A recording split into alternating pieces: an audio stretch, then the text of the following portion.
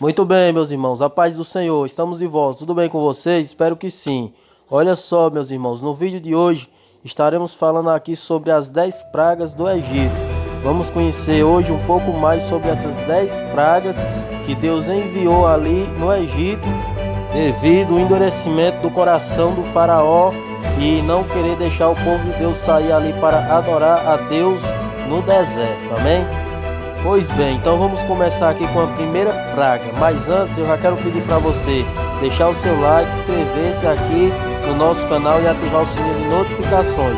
Isso é muito importante e ajuda aí a fortalecer o nosso canal, tá bom?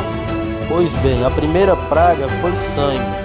Quando Deus convocou Moisés e Arão para ir até o faraó pedir para que libertasse o seu povo e ele rejeitou, Deus não gostou nadinha da atitude do faraó e já foi logo convertendo as águas em sangue, de forma que todos os peixes morreram.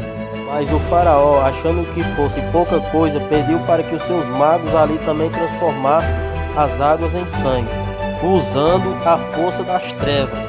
E com isso ele ficou ainda mais com o coração endurecido e não permitiu que o povo saísse da escravidão do Egito. A segunda praga, a das rãs. Deus pediu para que Moisés tocasse nas águas com seu cajado e automaticamente começaram a surgir rãs nas águas e a invadir as casas dos egípcios.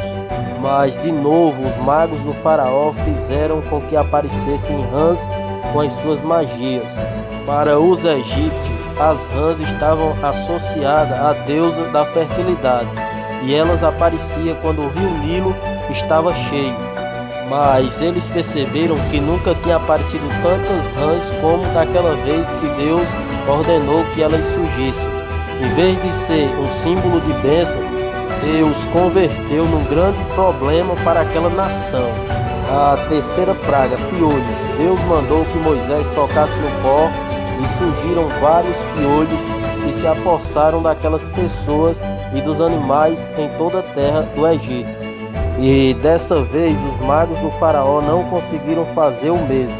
E eles reconheceram que só um Deus muito poderoso poderia fazer algo tão extraordinário. Com essa praga, o Senhor mostrou que Ele é mais poderoso que qualquer outra força e que não devemos ficar iludidos com as falsas promessas de outras religiões e que Ele é o único que pode nos salvar em qualquer situação, amém? A quarta praga, moscas. Depois dos piolhos, Deus enviou enxames de moscas sobre o Egito, que arruinaram a terra. Mas as moscas não entraram na região onde os hebreus habitavam. Como sabemos, esses insetos causam grande desconforto e transmitem muitas doenças. Isso mostra que Deus atacou a saúde e trouxe grandes complicações para os egípcios, mas poupou seu povo, mostrando que os deuses egípcios não tinham poder nenhum sobre a vida dos seus escolhidos. A quinta praga, a morte dos rebanhos. Deus enviou uma praga que matou os rebanhos de cavalos, jumentos, camelos, bois e ovelhas dos egípcios. O faraó investigou se alguns dos animais dos hebreus haviam morrido. E quando ele percebeu que não havia morrido nenhum, endureceu ainda mais o seu coração e não deixou sair o povo. A sexta praga, feridas. Deus mandou Moisés pegar um punhado de cinza e espalhá-los pelo ar.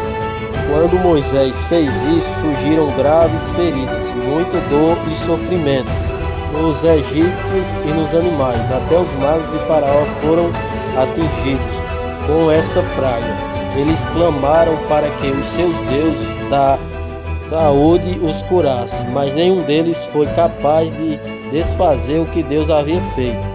Com isso, o Senhor mostrou aos egípcios naquela época e nos mostra hoje que Ele tem poder sobre a saúde e a doença. A sétima praga, granizo.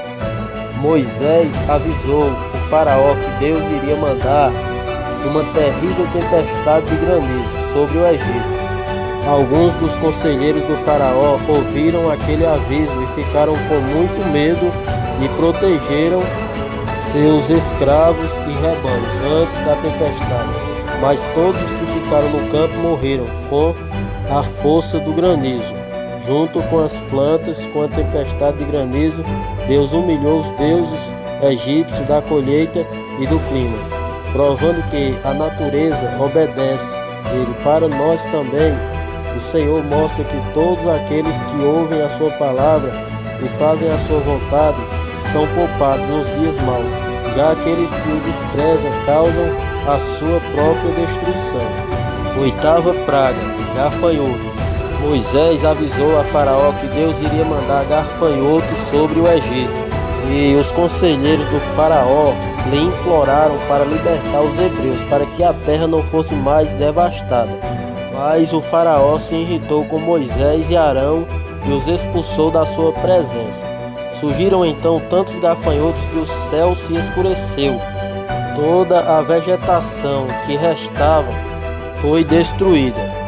Deus acabou com as fontes de alimento no Egito, para mostrar que os deuses que deveriam garantir o sustento daquele povo não tinham poder para isso.